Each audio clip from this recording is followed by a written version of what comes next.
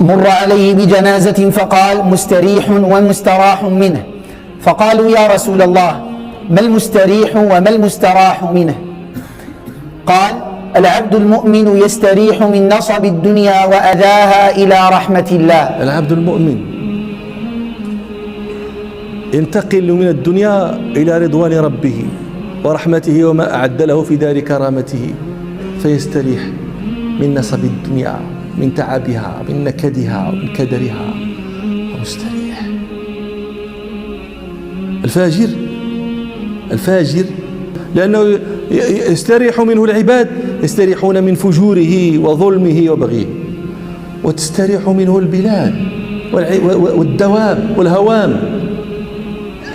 روى البيهقي في شعب الإيمان، لأنه كيف تستريح منه هذه الدواب والهوام والحيوان؟ كيف تستريح منه الشجر؟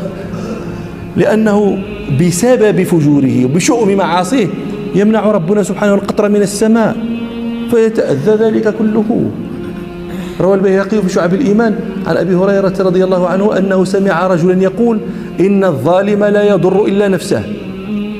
فقال أبو هريرة: بلى والله، إن الحبارى، نوع من الفراخ، نوع من الطير، إن الحبارى لتموت في وكرها هزالا لظلم الظالم.